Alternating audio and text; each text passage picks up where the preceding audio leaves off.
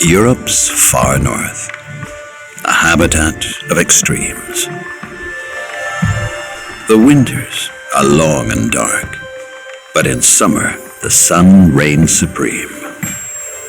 Its power causes life to explode.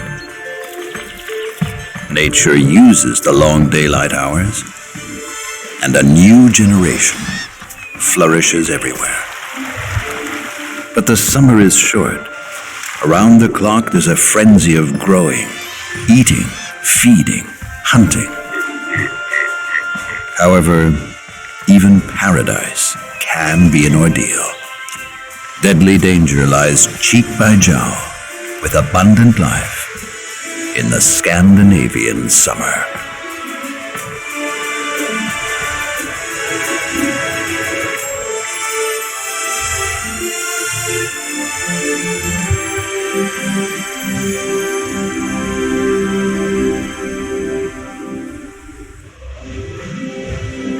It's spring in the far north, even though the land is still in the thrall of snow and ice. But the sun has returned, and every day brings more light and warmth. Winter's white splendor is not about to be banished in a hurry, though. The nights are still icy cold. The darkness is still lit up by the northern lights, but they fade as the nights get shorter.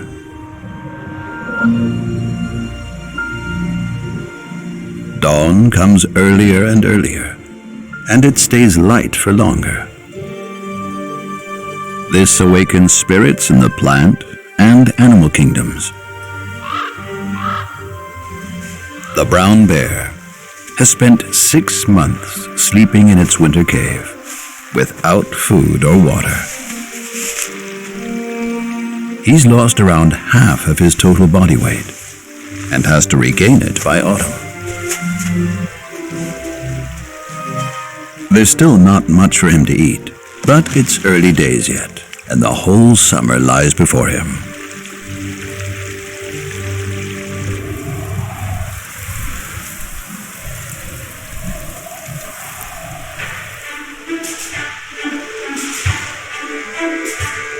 In April, the days are already much longer than the nights, but the real spring is still to come.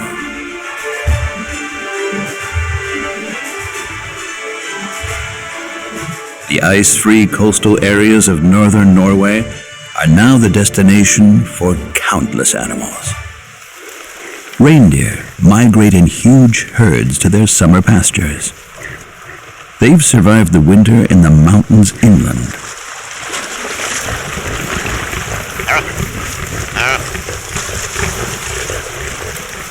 They are semi-domesticated and belong to the Sami people, who mark their herds each year for the spring migration.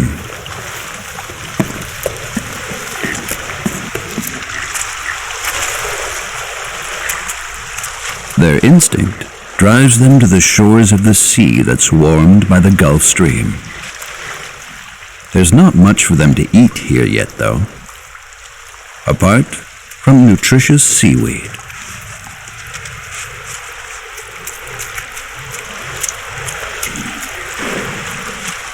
They need extra nourishment, as their journey is far from over.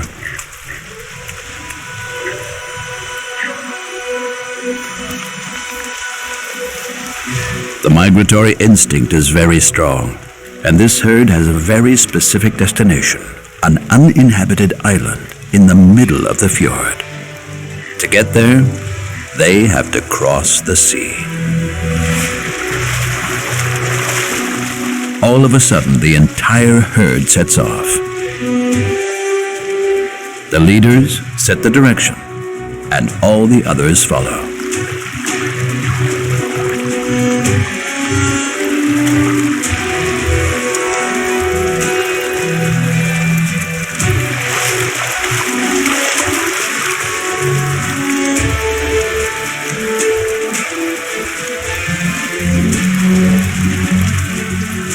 Reindeers are good swimmers, but it's a long distance and the water is icy cold. The fact that they don't freeze or drown is thanks to their coat. Air pockets in the hairs insulate well and add to their buoyancy.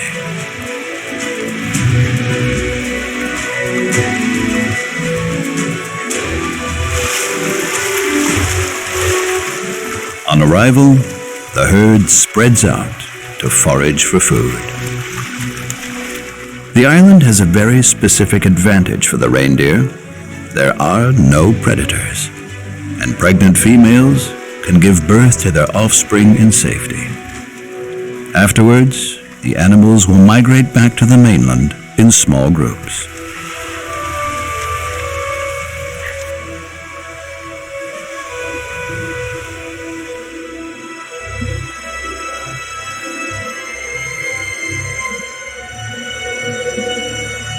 By May, it almost never gets dark anymore in northern Scandinavia.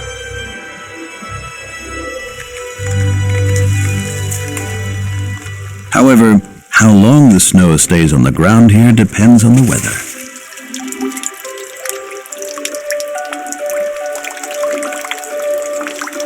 The thaw usually only lasts a few days.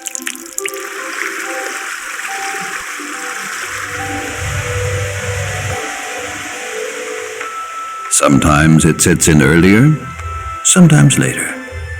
But by the end of May, Europe's far northern regions are almost always entirely free of snow and ice. The extreme seasonal changes are caused by an astronomical phenomenon.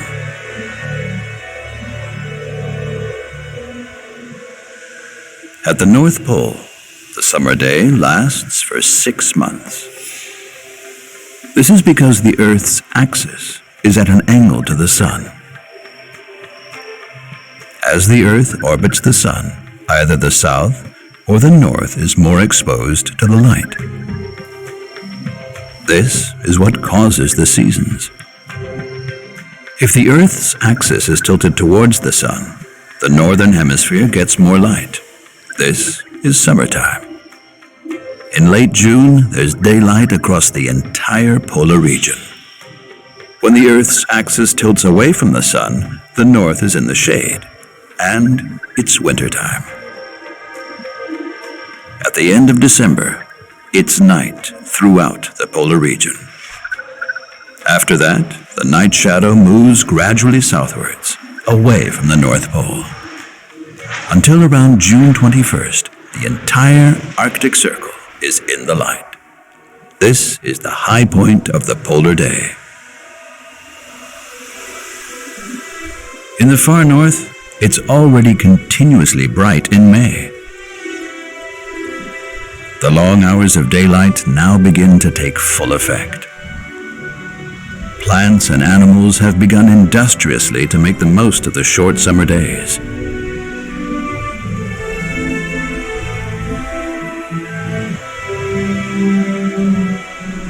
It all starts at the coast, the summer home for many migratory birds.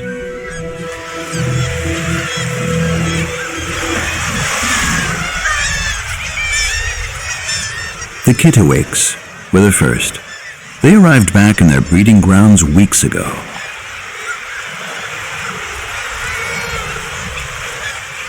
Nesting place squabbles have long been settled. It's time to gather nest material. Now everything's finally thawed out.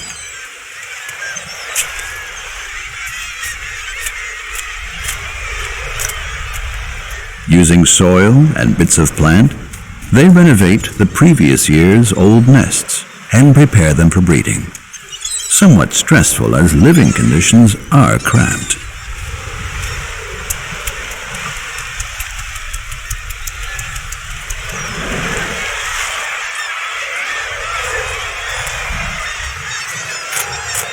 Most couples have already formed. Their mating lays the foundation for the next generation of kittiwakes.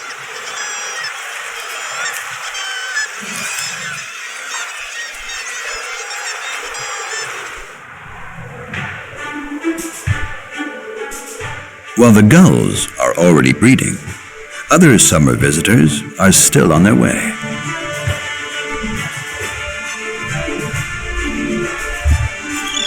The Arctic terns only arrive in the far north in May. Among migratory birds, they are the long-distance record holders as they journey here from the other end of the Earth, from Antarctica. They've traveled an unbelievable 20,000 kilometers, often even more. Arctic terns always migrate to wherever the days are longest. This way, they can fish around the clock for 8 months of the year. The Norwegian coast is teeming with fish and crustaceans, another reason for their extremely long journey.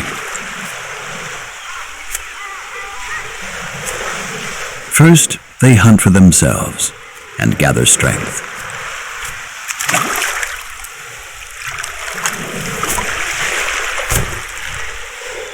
They need it too, because the grueling breeding season lies ahead. Immediately after they arrive, the couples look for suitable nesting places. They breed on the ground and are quite undemanding. Their eggs have to be laid and incubated quickly, so there is enough time left to rear the chicks. In 8 weeks' time, they will already be setting off on their record-breaking journey south. While the migratory birds are breeding everywhere, the plant world has begun its huge growth spurt. The flowers of the mountain avon open shortly after the snow has melted. They make best use of the sun. The flower heads follow the light to absorb as much warmth as possible. The mountain avon is the plant most characteristic of the north. It is undemanding and thrives in the Arctic conditions. The warm, sunny place is a magnet for insects, and their reward for pollinating the plant is its nectar. In the short northern summer, it's vital that seeds ripen as quickly as possible. For some, the summer is too short to complete their entire growth cycle. The alpine azalea, therefore, spreads its maturation process over 3 years. In the first summer, the buds form. In the second, the flowers open.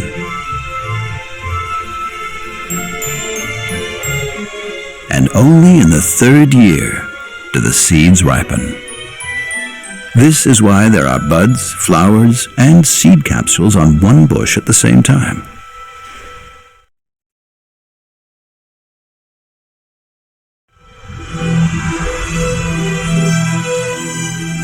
Sunlight around the clock and long, mild days cause the bare forests to turn green within a few days. Birches are among the first trees to sprout.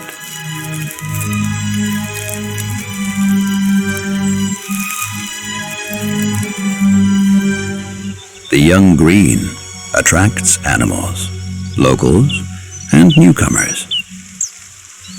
The bluethroat comes from southern Europe and is a summer visitor in the far north. Fresh shoots provide the local reindeer with nutritious food. They roam the land in small groups. Reindeer milk is rich in fat and protein, which helps the young to grow quickly. They need to be robust enough to survive by winter.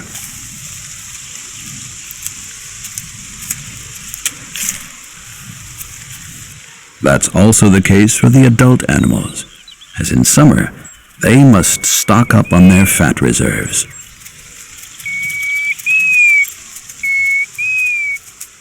Large parts of the north appear treeless at first glance.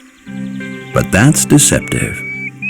This golden plover is standing in the middle of a forest, a miniature forest.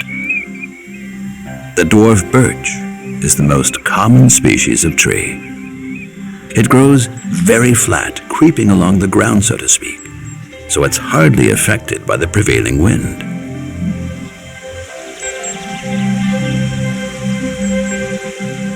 The climate is harsh, though the long hours of daylight provide good growing conditions. But only for 3 months of the year. The result is dwarfism. The polar willow is an extreme case. It grows to only a few centimeters tall, making it one of the smallest trees in the world. Its flower heads are a normal size, though, and bloom immediately after the snow has melted. The tiny Arctic willow is also a tree, and it also blooms like its bigger cousin. It's especially well adapted to the Arctic. Its leaves are very hairy.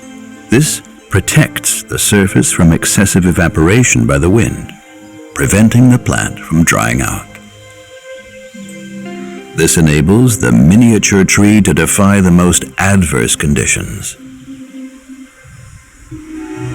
In June, in the polar region, day and night merge into a single long day that can last several weeks or even months. Even at midnight, the sun is still clearly above the horizon.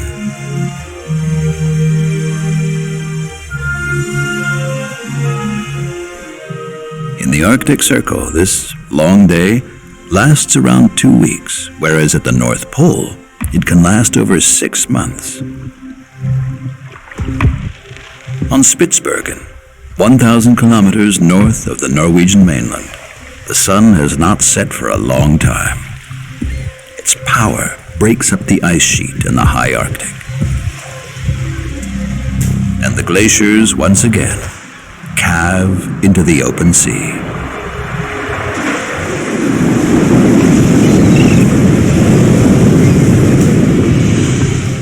Polar bears have already eaten into their year's supplies. This polar bear mother spent the spring hunting seals and now has enough reserves to see her cub through the lean summer months. When the ice sheet melts, polar bears can no longer hunt. The good life on the ice is over, and all they can do is swim ashore.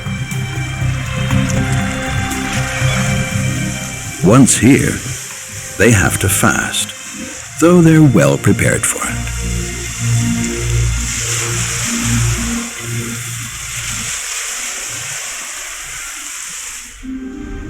Animals based on the mainland have developed other ways of adapting to the extreme polar seasonal changes.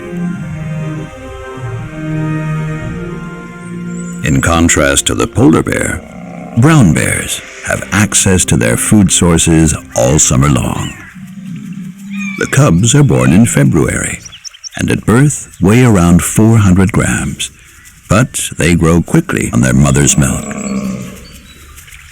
When they leave their cave in May, they already weigh 15 kilograms and follow their mother's every move.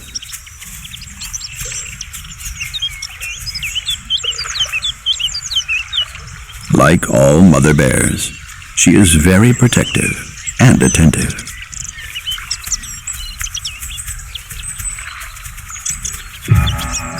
A wolf nearby spells danger. Not for her, but he could be life-threatening for the little ones.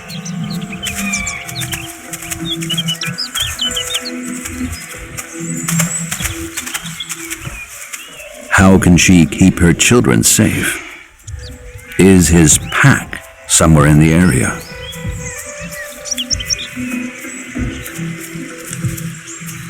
Will it help to lure him away from the cubs?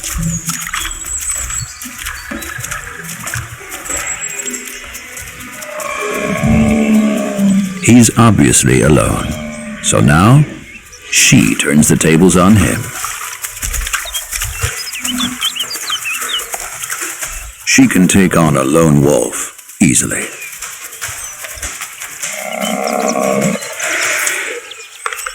But only once he is far away, are the cubs out of danger. It won't be the last challenge for the bear family.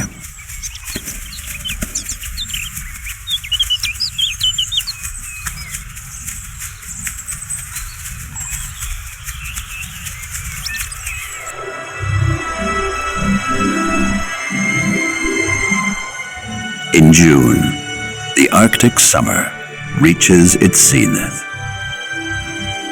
Across the whole of northern Europe, everything is now focused on offspring, from the forests to the sea.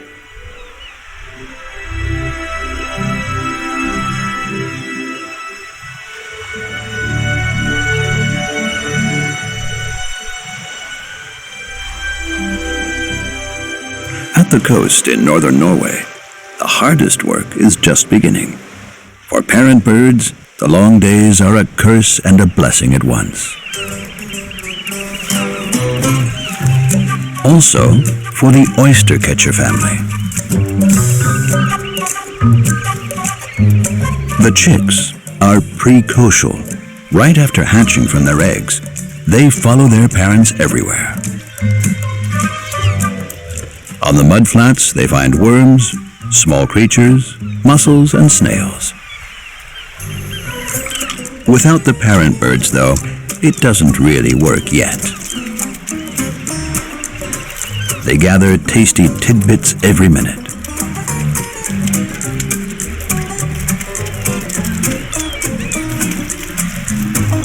This teaches the chicks quickly what they can find and where.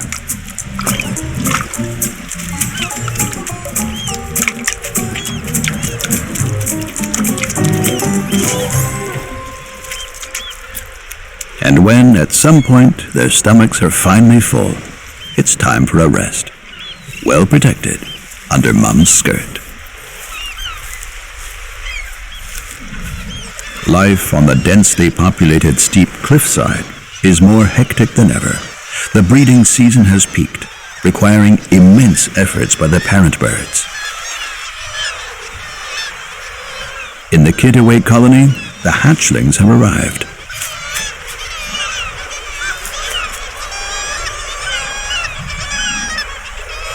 The chicks are still sensitive to cold and have to be kept warm. And above all, fed.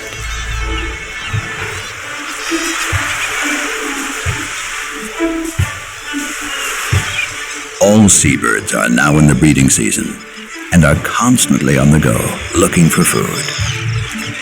The Arctic Ocean is richly stocked with fish and especially with krill. These tiny crustacea occur in huge shoals, an almost endless source of food.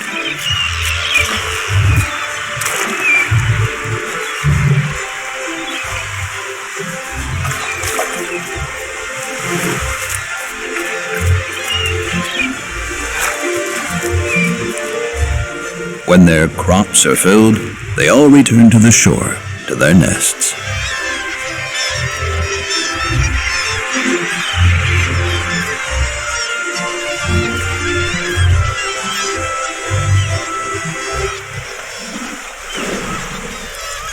The krill brought back by the parent birds have a high protein content.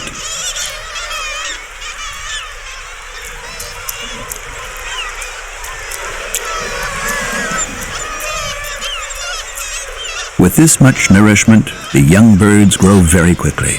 In just 5 weeks, they will be fully fledged and able to fly out to sea with their parents.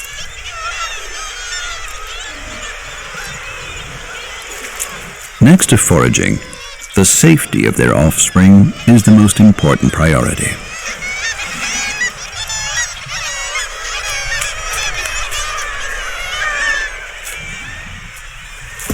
Ravens arrive in the cliffs on a raiding party.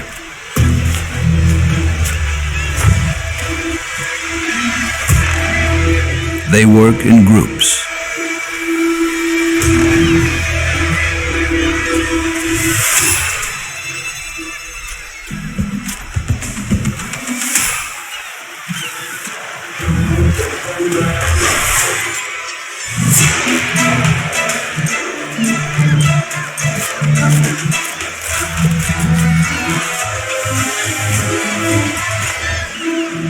The little kittiwakes sometimes just don't have a chance.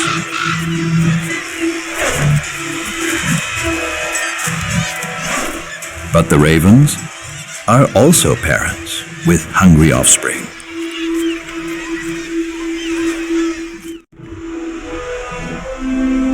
Polar landscapes are crisscrossed by swamps and lakes.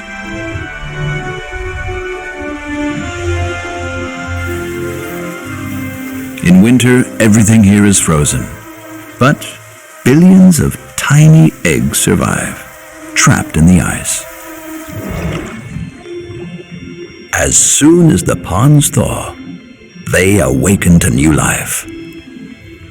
Blackfly, gnats, horseflies, and mosquitoes hatch, ready to take the world by storm.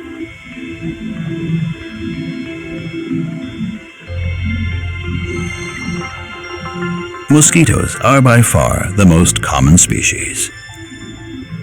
Their larvae feed on algae and microorganisms. They hang upside down from the water's surface by their breathing tubes, swirling their food inside with their mouthparts.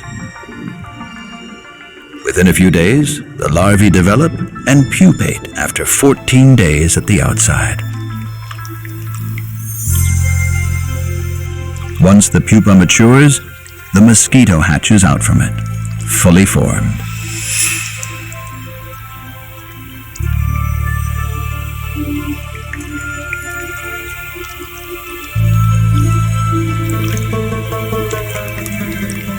Immediately after hatching, it goes looking for a mate to get the next generation started.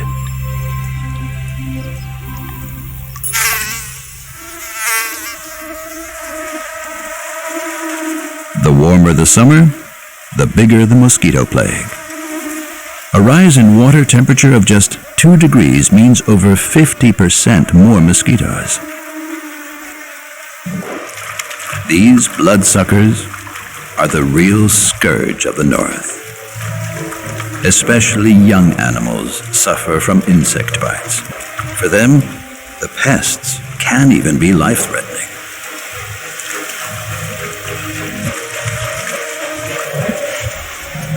In the marshland forests, the situation is even more extreme. There's no life-saving wind to blow away the mosquito swarms.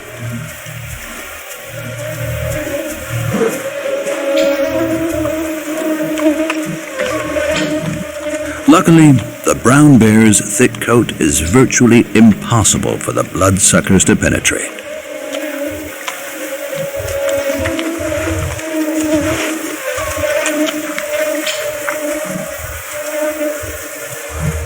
He's not really disturbed by the pests while foraging. They only become a nuisance when they target his nose and eyes.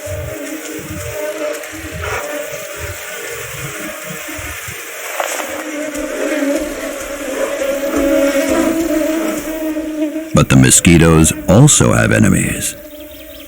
For spiders, this is a paradise. The same goes for birds, which is why so many of them fly north for the summer.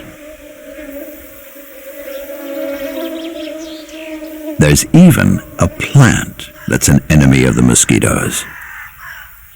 The round-leaved sundew. Its leaves are covered with lots of little tentacles that secrete a fragrant, sticky substance. A lure for insects on the lookout for nectar. But here, they themselves become the food.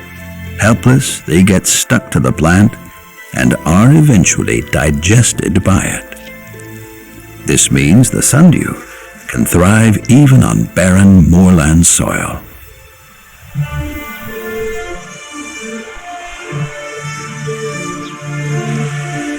The animals in the polar region are actually equipped for the coldest, most hostile conditions.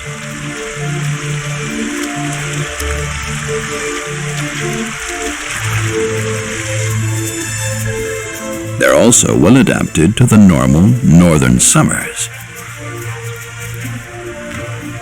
Like all mammals in the far north, the reindeer swap their thick winter fur for a lighter, thinner summer coat. The itchy fur has to be got rid of first, though.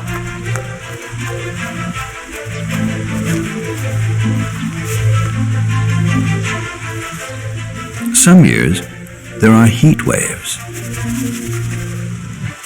Temperatures can reach up to 30 degrees. This is especially hard for the animals, as the sun beats down 24 hours a day with no nighttime cooling effect, and there's hardly any shade either. It's especially dangerous for the young offspring, so the mothers take their young to the windy mountain heights. This group of males has chosen a sandbank at the beach, as there's a constant cool breeze coming off the sea.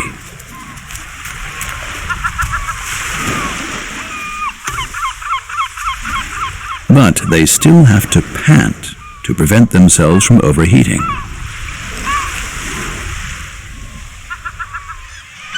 Birds also open their beaks in the extreme heat and pant to get rid of excess heat.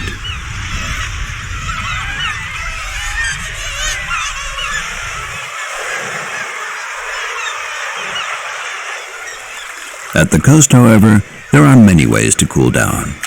The seawater only warms to 8 degrees.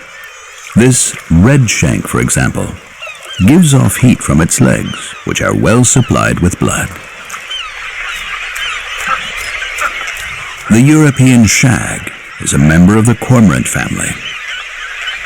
The adult birds have few problems with the heat, as they're constantly diving into the cold water. After the fishing excursions, they have to dry their plumage, as it's not entirely waterproof.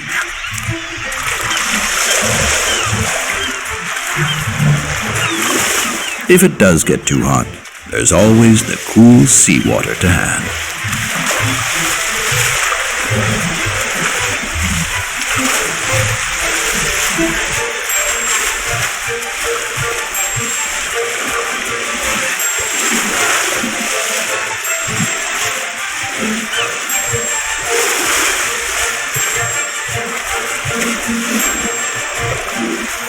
Nevertheless, in the last few years, many animals here in the north have been suffering more frequently from high temperatures and heat waves.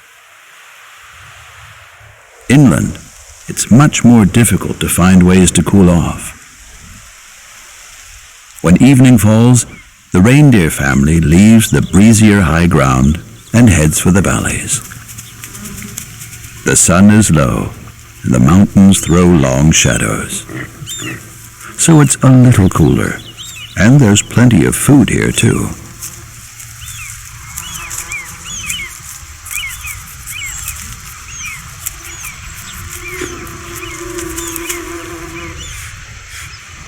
Moreover, it's light for a long while, so there is enough time left for them to graze, until the sun climbs higher in the sky and the heat returns. The consequences of climate change can clearly be seen in Scandinavia.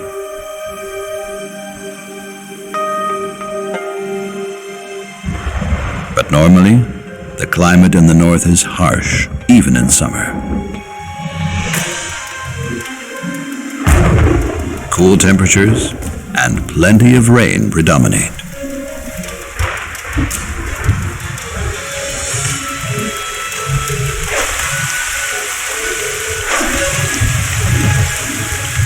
When the rains set in after a heat wave, it's like a deliverance.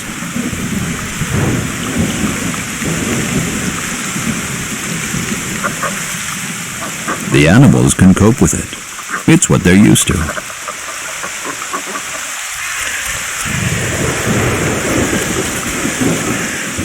The wolverine knows that where there are ravens, there must be something to eat. they're usually the first to discover a carcass. The predator willingly braves a horde of aggressive birds for a free meal.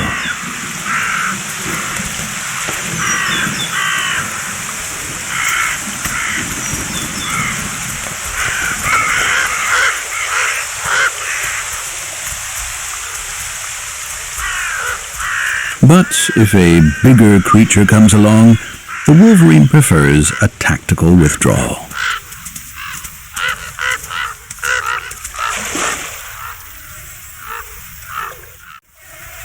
In July, the entire polar region is still under the influence of the midnight sun, although its path is now getting lower. It's been continuously light for weeks.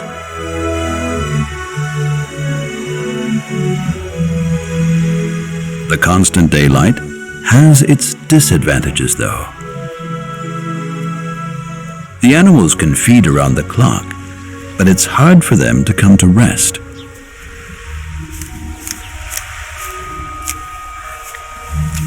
The body has to rest, though. Sleep is essential for survival. Usually, an organism's daily rhythm is regulated by an inner clock. Light means being awake, and dark generally means sleeping.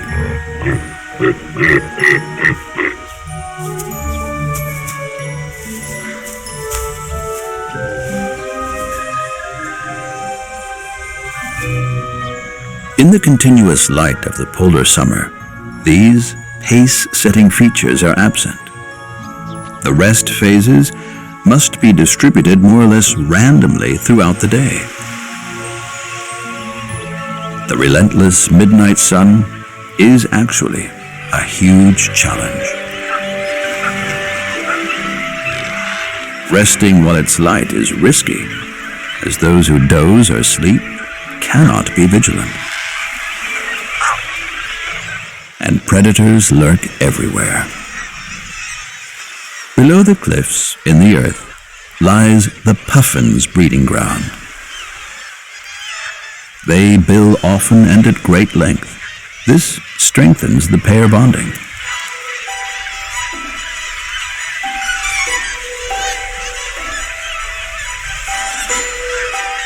As often as possible, they fly out to the open sea to fish.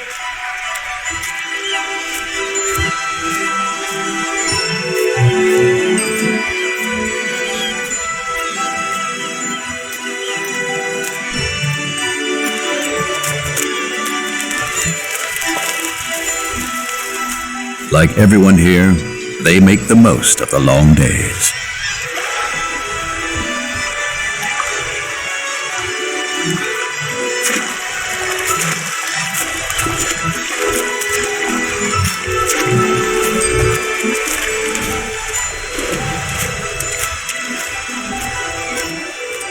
They fetch fish incessantly from the sea and bring it to their offspring.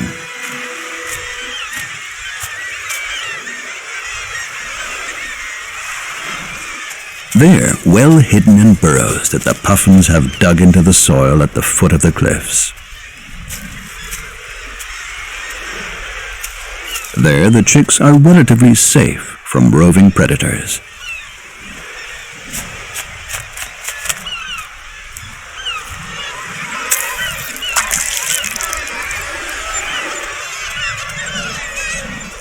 Because predatory birds like the sea eagle hunt during daylight and can now do so around the clock. It's seldom quiet in the rocky bird colonies, and the ubiquitous presence of eagles is very stressful for the birds.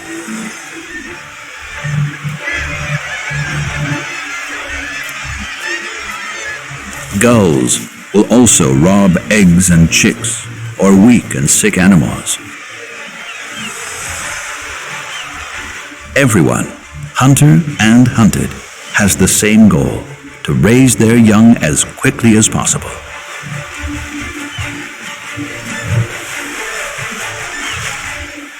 And they'll risk everything to do so. Also the common guillemot. These seabirds only come ashore to breed, spending the rest of their time at sea. Each pair lays just one egg, so their offspring are all the more precious. But they still have to leave their young behind when they go out to sea to hunt.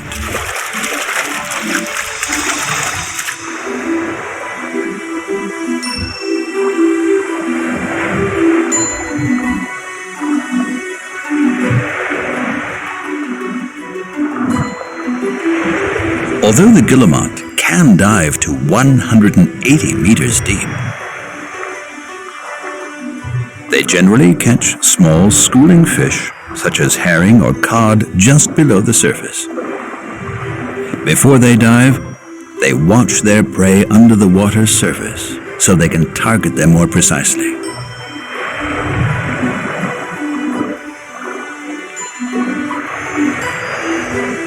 Guillemot hunt in large groups for better protection because they are constantly in danger.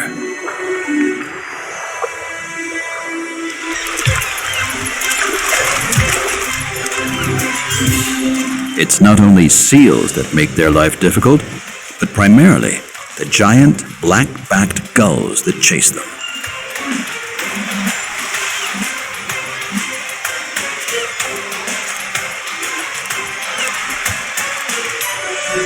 This guillemot has survived all dangers. It returns to the cliff colony with a full beak. But its only offspring is nowhere to be seen. It's been taken by a gull.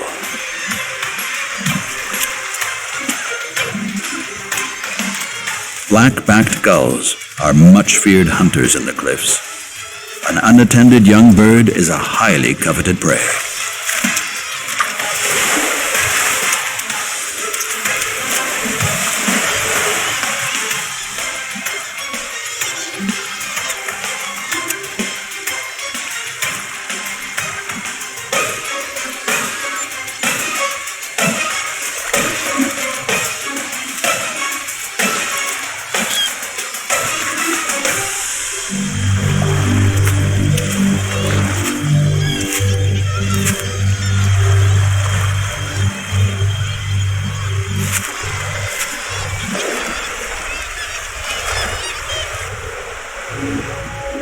From the end of July onwards, the sun once again sinks below the horizon. Also in northern Scandinavia, long twilights are the result. Soon the first nights fall, giving the moon a chance to shine brightly again.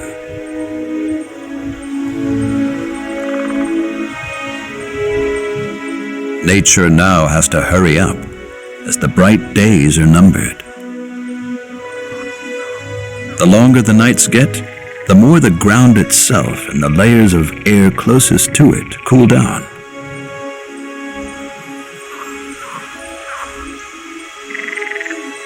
This forms enchanting morning mists.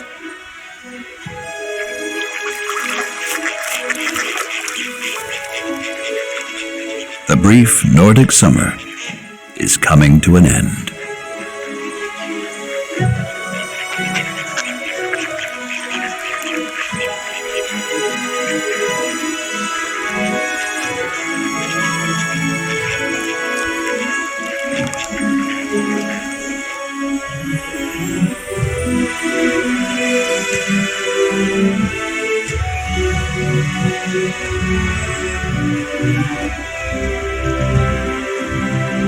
The change of seasons is especially noticeable in the mountain regions. Arctic foxes prepare for the coming winter.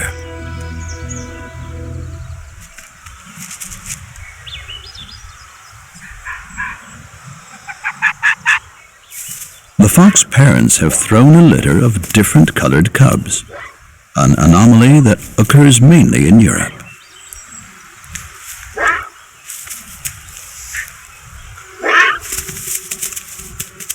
The parents are still taking care of their young.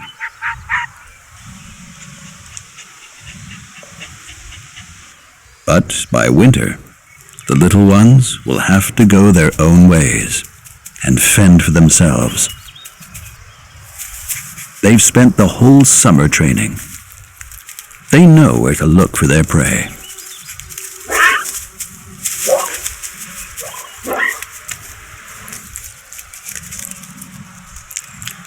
The light fox was brown in summer. In autumn, he grows a white winter coat. The brown fox stays the same color. His fur just gets thicker. Rodent hunting is the most important skill for them to master. Lemmings are their main prey, but they're not always in plentiful supply. A bad lemming year might mean that none of the Arctic fox cubs survive the winter. These two will only have a few more carefree weeks together. After that, the serious business of life takes over. In August, the dark hours get longer and longer.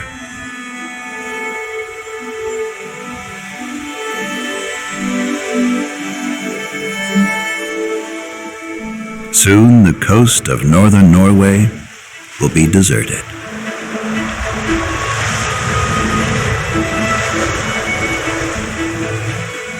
For migratory birds, the polar summer has ended. Most of the young birds have survived. Now they're moving to their winter quarters.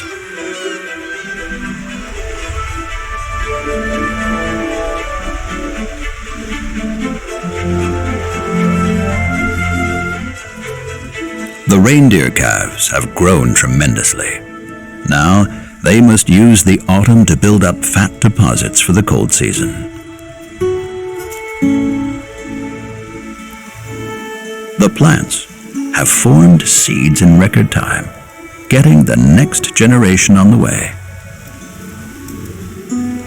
The mountain alvin relies on the wind to spread its seeds far and wide. In the forest, blueberries and cloudberries have ripened. Together with cranberries and mushrooms, they are the most important food source in the late summer and autumn.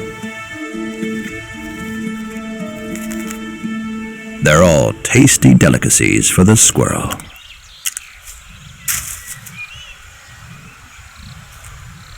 It's especially keen on fresh blueberries, a sweet and vitamin-rich dietary staple.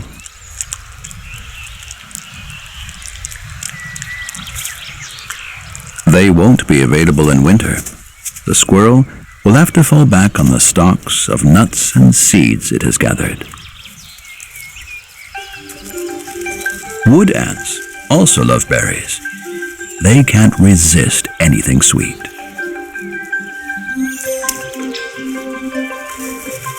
They tirelessly gather up anything nutritious that they can carry.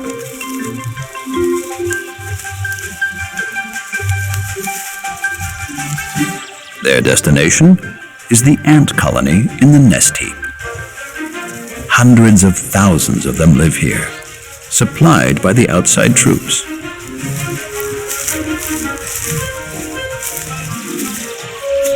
But the ants themselves are also on the menu of the brown bear. He eats plenty of the sugary berries now, but protein-rich insect food is also very welcome. The more he feeds and accumulates fat, the better he will be able to survive the long winter. And he doesn't have much time left. The north of Scandinavia may still be dominated by light and sunshine, but the days are quickly getting shorter. By the end of the equinox on the 21st of September, autumn has already arrived. Like most of the survival specialists in the north, musk oxen are well prepared for the cold, dark season. The musk ox is protected from the cold by a thick, woolly undercoat that has begun to grow again under its long outer coat. It's not quite so pronounced in the calves that have gained plenty of weight since their birth in spring.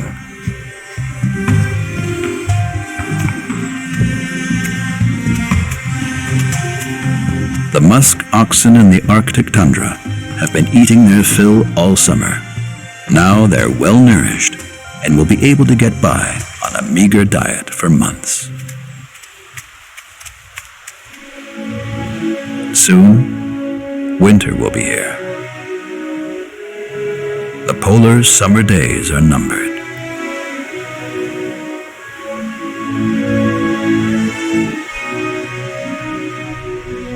Nature must now adjust to darkness and cold once again.